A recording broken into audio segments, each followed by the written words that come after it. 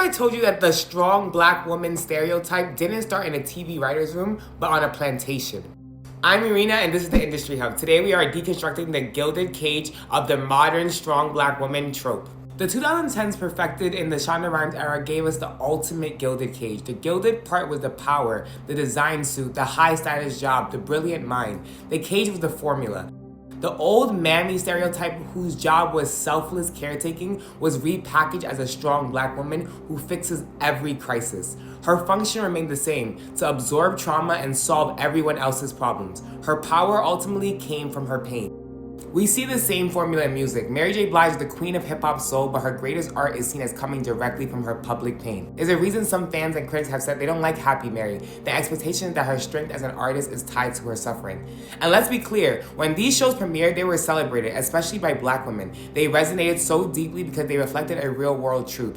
For many black women, developing an armor to navigate a world of racism and misogyny isn't an option, it's a survival mechanism. For the first time, audiences saw that armor was portrayed as brilliant, powerful, and central to the narrative. But as this archetype became the default, the discourse began to shift. The conversation led by black critics and viewers exposed two critical flaws. Not only was the trope culturally harmful, but it was also bad storytelling. The character was getting lost. The archetype was so dominant that it left no room for the actual person. We began to see that this strength was always embodied as a joyless armor. Vulnerability wasn't a trait, it was a breakdown. This was the cost of representation. We got to see black women in charge, but it presented a limited, distorted version of humanity. One where a black woman's complexity was always exclusively expressed through her trauma, not her joy. So where did the DNA for the modern, strong black woman come from? The answer came from decades ago, from two harmful, one-dimensional caricatures. The first stereotype born from pro-slavery fantasies was the Mammy. This character was defined by her endless, selfless devotion to the white family she served. You've been brave so long, Miss Scarlett.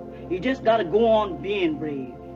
While self-sacrifice is a human trait, the problem was the trope's persistence and one-dimensional portrayal. She was desexualized and her devotion to the family was presented as her only permitted source of joy. Her strength was just her capacity to endure. This is the very role that won Hattie McDaniel her Oscar for Gone with the Wind. I present the Academy Award for the best performance of an actress in supporting roles during 1939 to Hattie McDaniel.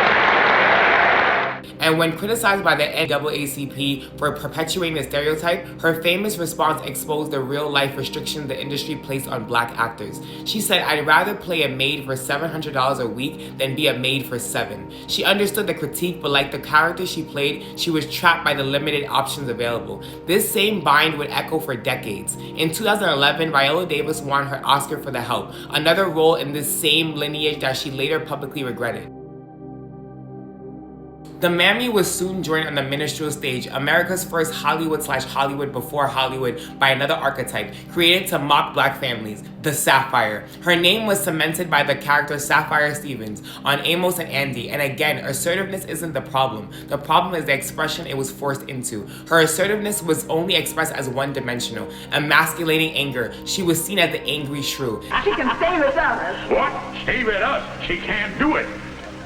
And why not? She's staying here. And so the modern strong black woman was born, a fusion of the Mammy's self-sacrificing function and the Sapphire's armored exterior, a formula that would define black women on screen for the next 50 years. The strong black woman trope needs to be retired expeditiously. But while the industry isn't moving as fast as we'd like, it is shifting. But what is it shifting towards? The strong black woman trope was never strength. It was the harmful correlation of strength to trauma. It was the way that strength was embodied as a joyless shield. And that old formula is still a dominant force. On NBC's Found, the main character Gabby Mosley is a literal fixer who finds missing people. Her superpower for the job comes directly from the fact that she was a kidnapped victim herself.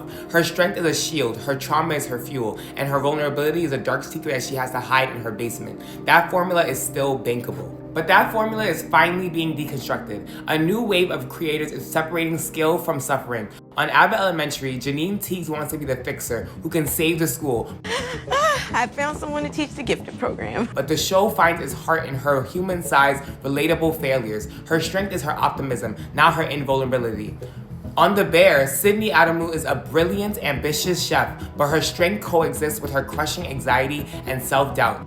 And on Reasonable Doubt, Jack Stewart has the strong job of a lawyer, but the show is about the human woman who is messy, flawed, and in therapy. Her strength is her skill, not a shield built from her trauma. This is the evolution. So the strong black woman trope was for decades a powerful and often necessary form of representation. It resonated because it reflected a real-world truth, that many black women an armor of strength is a survival mechanism. But the narrative formula became just as restrictive as the real-life armor it was based on. It often reduced a character's entire personality to their capacity for endurance, with the harmful implication that a black woman's primary value was in what she could endure for others. What we're seeing now with characters like Jack Stewart, Sydney Adamu, and Janine Teagues isn't just a shift, it's a liberation. The industry is finally learning the idea that a black woman's strength must be a tool, either a shield to endure pain or a skill to solve a problem. These new characters are allowed to be strong and anxious and messy and joyful. They just get to be. And that evolution from archetype to human is the most important work in television today.